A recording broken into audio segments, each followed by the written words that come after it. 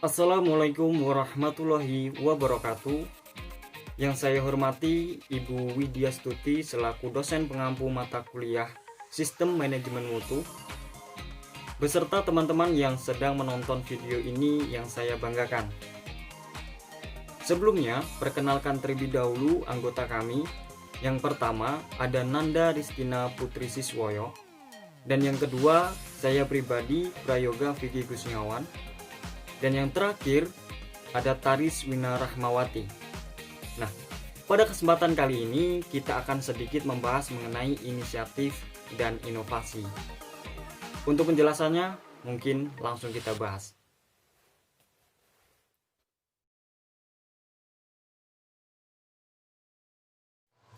Di sini saya akan membahas tentang inisiatif dan inovatif. Inisiatif adalah kemampuan untuk mengenali masalah maupun peluang dan dapat mengambil tindakan untuk menyelesaikan masalah atau menangkap peluang tersebut. Sedangkan inovatif adalah mencurahkan segala kemampuan diri dalam berpikir untuk menciptakan sesuatu yang baru bagi diri kita maupun masyarakat dan lingkungan sekitar kita. Dalam materi inisiatif dan inovatif akan membahas 4 hal, yaitu yang pertama, kebutuhan manusia individu, yang kedua, mengidentifikasi inisiatif pekerjaan, yang ketiga, mengapa orang bekerja, dan yang keempat, menentukan tujuan-tujuan.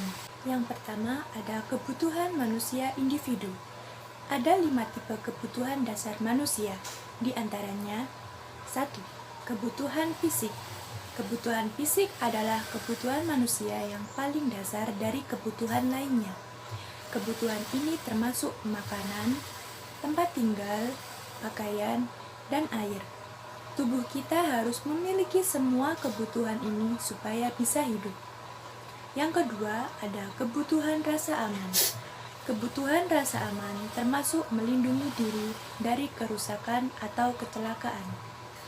Kebutuhan fisik dan kebutuhan rasa aman kadang-kadang disebut sebagai kebutuhan ekonomi, karena kita akan memenuhi banyak kebutuhan melalui uang. Kita bebas dari kelaparan dan merasa aman karena ada uang. Maka, kita menjadi sadar dengan kebutuhan lainnya. Ketiga, ada kebutuhan sosial. Kita semua mempunyai kebutuhan, memiliki dan diterima oleh beragam kelompok, sehingga kita perlu berhubungan dengan orang lain.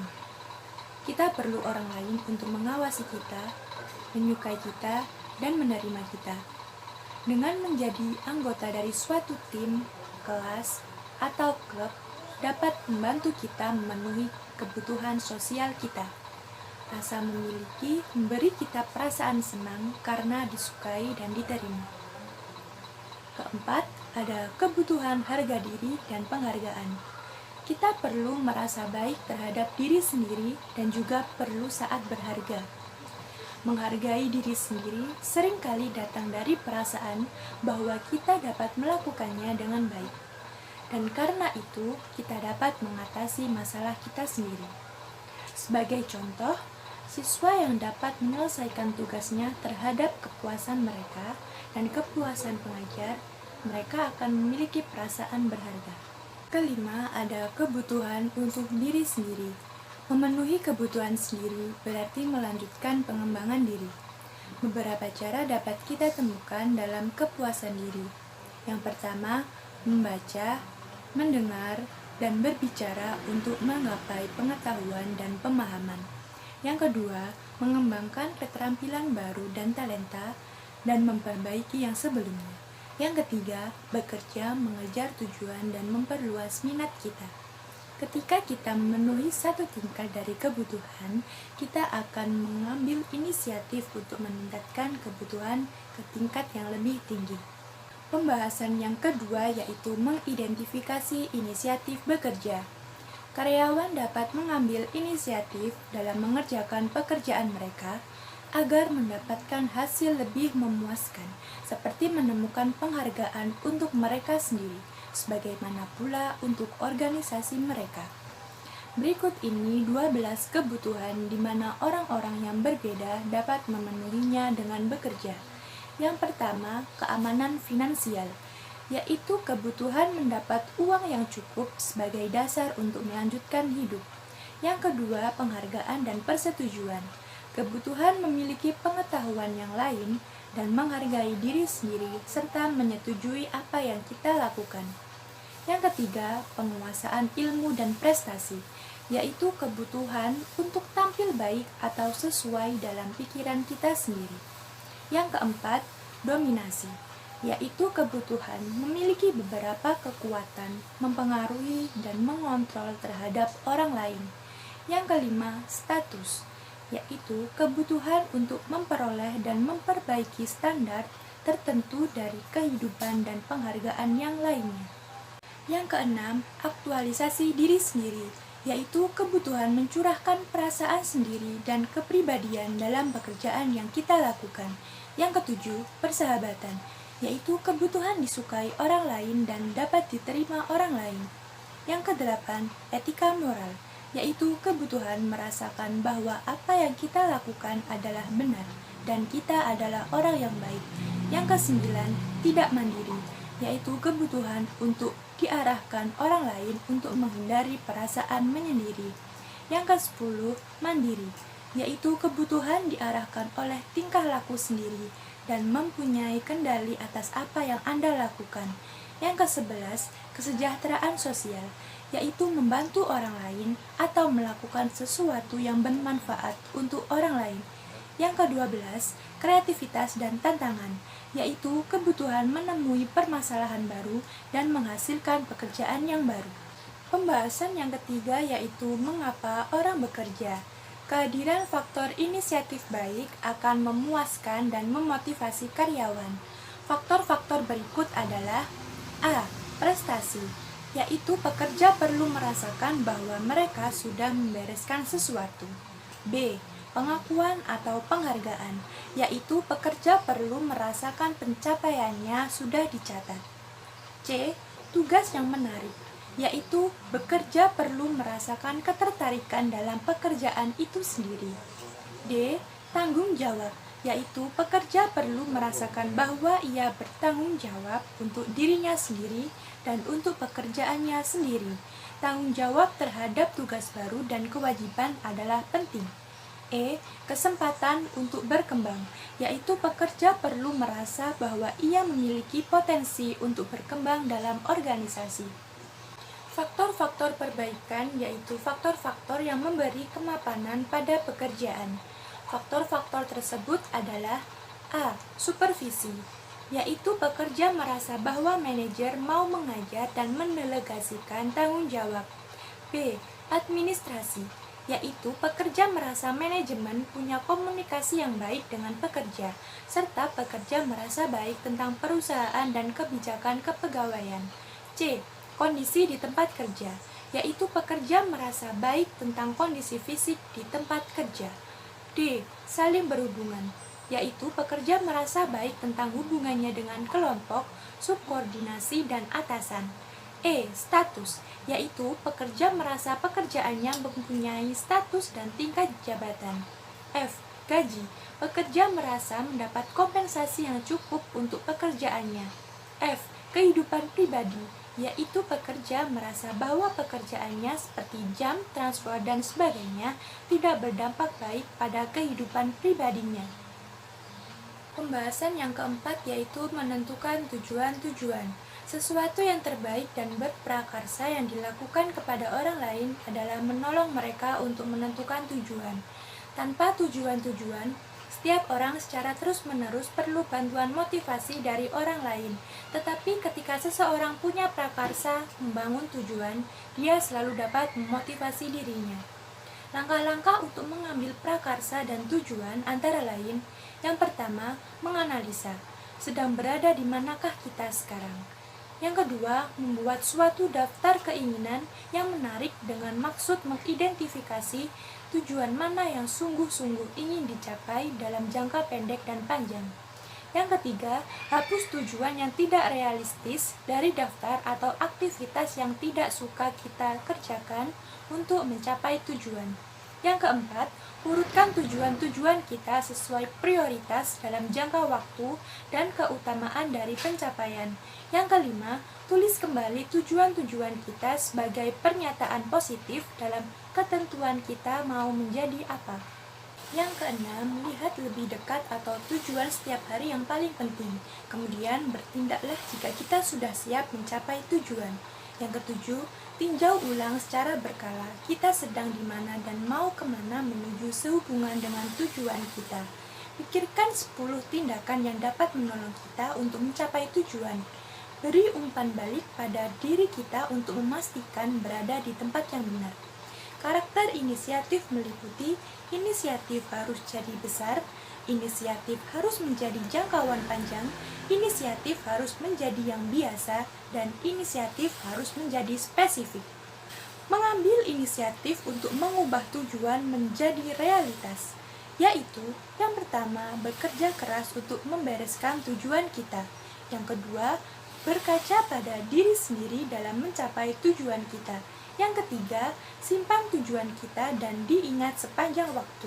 Yang keempat, ambil beberapa menit setiap pagi hari untuk merencanakan pekerjaan menuju tujuan kita hari itu. Yang kelima, meninjau kembali tujuan kita bila perlu. Dan yang terakhir, tentukan tujuan-tujuan baru seperti halnya kita meraih tujuan-tujuan itu.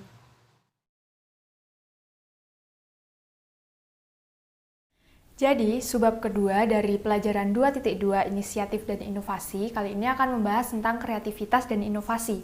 Tapi cenderung lebih ke kreativitas karena inovasi tadi sudah dibahas oleh Taris pada subbab pertama. Jadi, untuk yang pertama adalah pengertian. Seringkali antara inovasi dan kreativitas ini tertukar pengertiannya, atau bahkan ada yang menganggap kedua hal ini sama. Namun sebenarnya antara inovasi dan kreativitas ini memiliki perbedaan, tetapi masih berhubungan satu sama lain. Jadi langsung saja, untuk yang pertama adalah inovasi. Garis besarnya adalah kemampuan mengembangkan ide, mengubah sesuatu, mengubah di sini artinya melakukan pembaruan, dan memperbaiki kualitas suatu produk. Jadi, inovasi di sini hanyalah mengembangkan sesuatu yang sudah ada atau jadi, tanpa mengubah ciri yang dimiliki, seperti dengan melakukan pembaruan dari segi kualitas, kuantitas, pelayanan, desain, fasilitas atau apapun dari produk atau jasa yang sudah ada. Sebagai contoh, kita ambil dari perusahaan bank. Dulu itu, transaksi keuangan hanya bisa dilakukan secara langsung dengan kita datang ke ATM ataupun teller untuk melakukan transaksi. Namun, sekarang proses transfer atau pembayaran virtual sudah bisa dilakukan dengan mengakses aplikasi mobile banking ataupun internet banking. Dari situ dapat dilihat bahwa perusahaan bank telah melakukan inovasi pada perusahaannya dengan meningkatkan pelayanannya dan memberi kemudahan bagi nasabahnya. Sedangkan kreativitas adalah menciptakan ide baru, sehingga didapat hasil yang benar nyata dan berdaya cipta. Jadi, kreativitas di sini adalah membuat hal yang benar-benar baru, sehingga nantinya ide atau hal baru tersebut adalah pure milik kita dengan adanya hak cipta. Sebagai contoh, program yang diadakan Polinema seperti kewirausahaan mahasiswa, PMW, PKM, dan sejenisnya, ini merupakan wadah untuk menampung kreativitas mahasiswa yang nantinya langsung dibimbing oleh Bapak Ibu dosen. Jadi siapa saja yang memiliki ide atau hal baru untuk menciptakan sesuatu, itu benar-benar dibimbing dan difasilitasi, sehingga nantinya akan dilakukan penelitian terhadap sesuatu dan akhirnya bisa dikembangkan. Nah, jadi itulah perbedaan antara inovasi dan kreativitas, di mana kreativitas ini adalah menciptakan ide yang benar-benar baru. Sedangkan inovasi adalah melakukan pengembangan atau pembaruan pada ide tersebut. Yang kedua adalah hubungan antara inovasi dan kreativitas. Disebutkan bahwa untuk memperkenalkan suatu inovasi dibutuhkan inisiatif dan kreativitas. Artinya, suatu inovasi seringkali merupakan hasil dari suatu kreativitas inisiatif. Jadi penjelasannya begini. Inovasi, tadi kan pengembangan ide. Nah, itu bersumber dari dua aspek. yaitu inisiatif dan kreativitas. Inisiatif sendiri artinya pemikiran, sudut pandang, ataupun pendapat. Sedangkan kreativitas adalah menciptakan hal baru. Sehingga dari pernyataan inovasi adalah hasil dari kreativitas inisiatif, berarti pengembangan ide itu berasal dari pemikiran yang kreatif. Kita hubungkan lagi dengan inovasi yang dilakukan oleh perusahaan bank. Tadi, inovasi mereka adalah melakukan pengembangan dari segi pelayanan, sehingga nasabah tidak perlu datang langsung ke ATM atau bank untuk melakukan transaksi keuangan. Tujuan mereka melakukan inovasi tersebut adalah untuk mempermudah nasabah dalam melakukan proses transaksi. Jadi, pemikiran atau inisiatif mereka yang seperti itu dihasilkan dari kreativitas, yang tentunya sudah disetujui atau disepakati sebelumnya. Apa yang disepakati? Yaitu ide baru. Dengan mereka menyediakan aplikasi mobile banking ataupun internet banking untuk mempermudah dalam proses transaksi. Intinya di sini adalah pelayanan mereka terupgrade akibat pemikiran mereka yang kreatif. Sehingga inovasi ini membutuhkan kreativitas, dan kreativitas sendiri ini bertujuan untuk melakukan inovasi. Untuk selanjutnya, kita membahas keutamaan kreativitas. Jadi yang pertama, dengan kreativitas kita bisa menemukan ide ataupun hal baru dengan imajinasi. Tentu, seperti pengertiannya, bahwa kreativitas adalah menciptakan ide ataupun hal baru, yang di sini menggunakan imajinasi. Jadi, orang yang mau berpikir kreatif akan berusaha untuk menciptakan sesuatu yang baru, entah itu pola pikir, ide, ataupun kebiasaan. Dengan menerapkan 3 hal tersebut, otomatis ia akan menemukan sesuatu yang baru. Kenapa? Karena ia melakukan penerapan yang berbeda dari sebelumnya. Yang kedua, kreativitas itu adalah kunci dari suatu perkembangan kehidupan. Kenapa bisa jadi kunci? Karena kreatif ini mengandalkan daya imajinasi. Entah itu berimajinasi tentang masa depan, ataupun perencanaan-perencanaan ke depan, atau bahkan untuk menyelesaikan suatu masalah. Jadi, semakin kita mengandalkan imajinasi dari kreativitas ini, ya otomatis kehidupan kita akan berkembang dengan sendirinya. Contoh, kita membayangkan kita akan melakukan ini misalnya.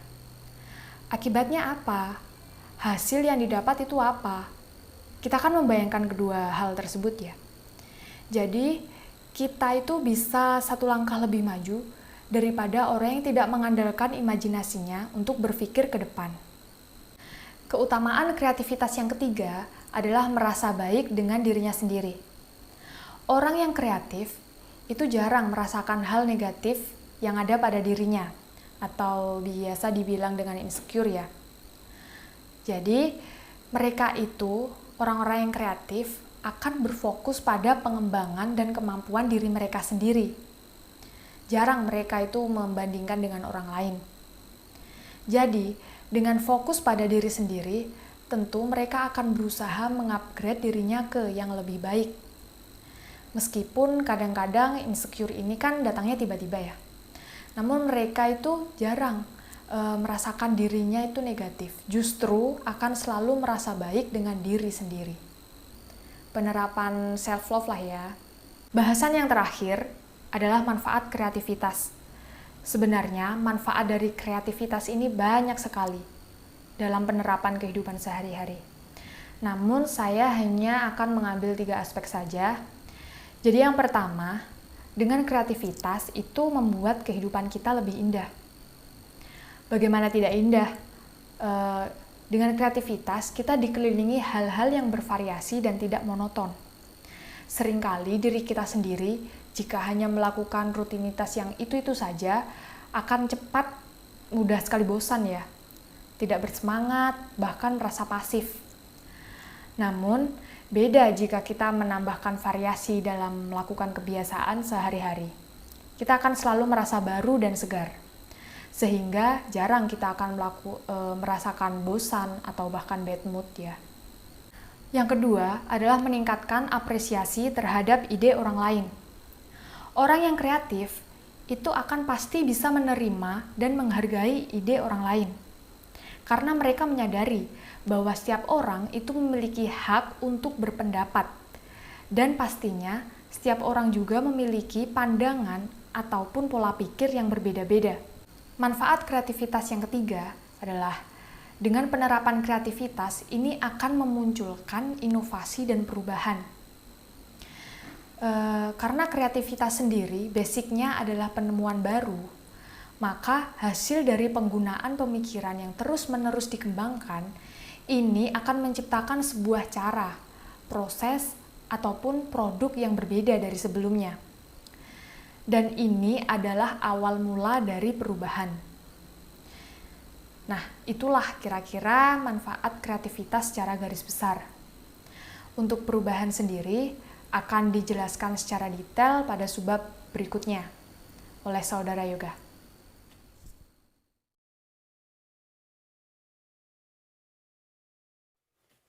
Perubahan pengelolaan. Di era sekarang ini, perubahan semakin masif terjadi. Seringkali kita dapati di perusahaan-perusahaan maupun di organisasi yang telah berhasil, itu tidak tergantung kepada kemampuan dari teknisan, atau dari struktur biayanya, atau lain-lainnya. Akan tetapi, keberhasilan di sini, itu tergantung kepada fleksibilitas seorang. Fleksibilitas dari anggota orang-orang tersebut yang memiliki suatu keinginan, memiliki suatu kreatif dan inovatif yang sangat tinggi dan senang dalam melakukan suatu perubahan-perubahan dan tentunya untuk mencapai suatu tujuan yang lebih baik. Nah, jikalau kita berbicara mengenai perubahan, nah sebenarnya apa sih perubahan tersebut? Apa definisinya? Nah, jadi perubahan teman-teman merupakan suatu hukum dasar dan pragmen dikarenakan di dalam kehidupan ini tidak ada yang bersifat permanen.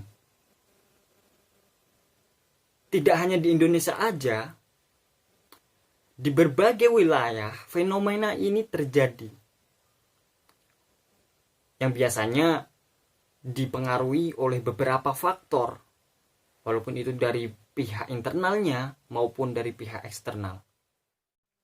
Dengan adanya perubahan-perubahan ini tentunya akan mempengaruhi beberapa hal. Yang pertama adalah kreativitas. Nah, dengan adanya perubahan tentunya mengharuskan kita untuk memiliki sikap kreativitas yang sangat tinggi. Untuk kedepannya kita mampu berdaya saing secara global dan tidak akan tergerus oleh perkembangan zaman. Dan yang kedua ada pembelajaran. Nah, perubahan ini juga mempengaruhi pembelajaran. Seperti yang sama-sama kita ketahui bahwasanya sekarang kita sudah memasuki industri 4.0, di mana mengharuskan kita untuk serba cepat dalam apapun itu. Apalagi dengan ditambahi adanya COVID-19 ini, yang mau tidak mau kita harus masuk ke dalam industri 4.0 dan melakukannya. Begitu juga dengan sistem pembelajaran. Dengan adanya perubahan seperti ini, tentunya sistem pembelajaran juga akan dipengaruhi. Yang dulunya menggunakan sistem tatap muka, sekarang menjadi sistem daring. Dan yang ketiga ada pertumbuhan dan keberhasilan. Nah, perubahan ini juga mempengaruhi pertumbuhan dan keberhasilan. Dan tentunya hal tersebut itu tergantung kepada orang masing-masing. Tergantung kepada pribadi masing-masing. Tergantung kepada kapasitas dari diri masing-masing. Sehingga kita harus mampu menyesuaikan, kita harus mampu memantaskan diri untuk nantinya kapasitas kita bisa terakui oleh orang lain. Dan yang keempat ada adaptasi. Dengan adanya perubahan ini tentunya akan mempengaruhi adaptasi. Seseorang yang tidak mampu beradaptasi dalam kondisi dan waktu saat ini tentunya akan tergerus dengan keadaan zaman yang semakin menggila, keadaan zaman yang semakin hari semakin maju. Dan yang terakhir, perubahan ini juga mempengaruhi dari berinisiatif untuk berubah. Tentunya dengan adanya perubahan, kita semuanya ini tergugah, berinisiatif untuk berubah untuk menjadi lebih baik lagi. Nah, pertanyaannya, mengapa sih harus ada perubahan? Pada umumnya, orang-orang itu tahan terhadap perubahan karena perubahan itu yang pertama, perubahan menyebabkan ketakutan akibat ketidaktahuan. Nah, tentunya ketika ada perubahan-perubahan yang ada, kita harus selalu up to date. Kita harus selalu mengikuti perkembangan-perkembangan zaman yang ada sekarang ini. Dan yang kedua, karena perubahan itu dapat berdampak pada kekuasaan yang menyenangkan pada masa lalu. Nah, artinya bagaimana? Artinya begini. Perubahan ini dapat menggeser suatu nasib dari kekuasaan, entah itu dari berbagai sektor apapun. Semisal nih, dari sektor ekonomi. Bisa jadi negara-negara maju ekonominya bisa terjungkal oleh negara-negara yang berkembang apabila tidak memiliki strategi dan inovasi yang sangat baik. Dan untuk yang ketiga, karena perubahan ini mempertanyakan praktik-praktik yang telah dibentuk sekarang. Nah, apakah praktik-praktik yang sudah dibentuk ini, apakah masih efektif atau masih relevan apabila diterapkan pada zaman atau pada era saat ini? Dan yang terakhir, perubahan itu digunakan secara eksternal untuk mempengaruhi pihak luar. Ada beberapa hal yang dapat merangsang ketahanan terhadap perubahan. Yang pertama adalah tujuan perubahan tersebut tidaklah jelas. Nah, tentunya apabila suatu tujuan tersebut tidak jelas, akan menimbulkan sebuah pertanyaan-pertanyaan yang malah bisa berpotensi untuk tidak mendapatkan sebuah kepercayaan dalam perubahan ini. Nah, oleh maka dari itu diperlukan penjelasan sejelas mungkin akan tujuan dari perubahan tersebut. Dan yang kedua adalah kita tidak dapat membuktikan bukti-bukti dari tujuan untuk suatu perubahan tersebut. Hal tersebut juga akan merangsang ketahanan terhadap perubahan. Dan yang ketiga adalah stakeholder tidak dilibatkan di awal proses perubahan.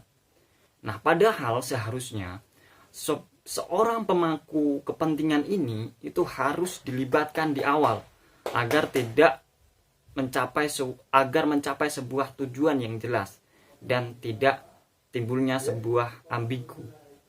Dan yang keempat adalah alasan perubahan tersebut tidak dikomunikasikan secara baik oleh stakeholder. Yang berikutnya adalah proses dari perubahan. Tentunya apabila kita tidak melakukan sebuah perubahan dan inovasi, kita akan berhenti bertumbuh. Kita akan stagnan pada titik tersebut. Sedangkan di luar sana sudah banyak yang mempersiapkan dalam hal ini untuk menghadapi perubahan-perubahan yang ada. Sebuah isyarat manajemen dari perubahan itu ada beberapa. Yang pertama ada perencanaan kebutuhan perubahan.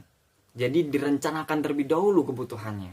Apa sih yang dibutuhkan dalam perubahan ini?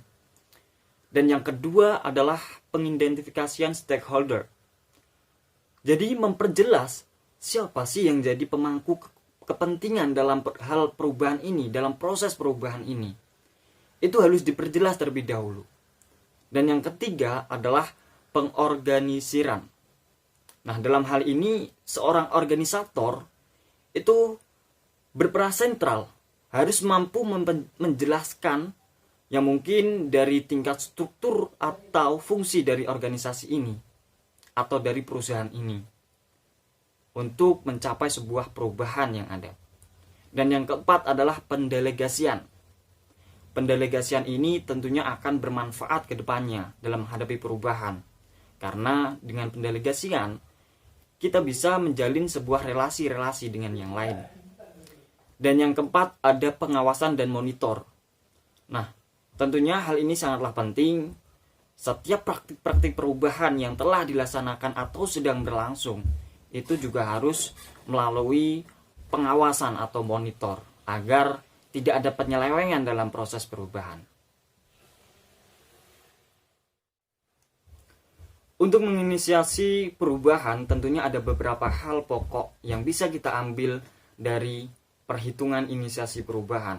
Nah, berikut adalah beberapa karakter orang berdasarkan manajemen perubahan. Yang pertama adalah mereka yang mengetahui secara jelas apa sih yang mereka inginkan. Dan yang kedua, mereka yang dapat menerjemahkan tujuan terhadap tindakannya. Nah, selain mereka memiliki sebuah tujuan, mereka juga langsung mengaplikasikan dalam sebuah bentuk tindakan. Dan yang ketiga, mereka yang tidak takut oleh kemunduran. Dan yang keempat, mereka yang dapat menjelaskan secara jelas akan perubahan tersebut.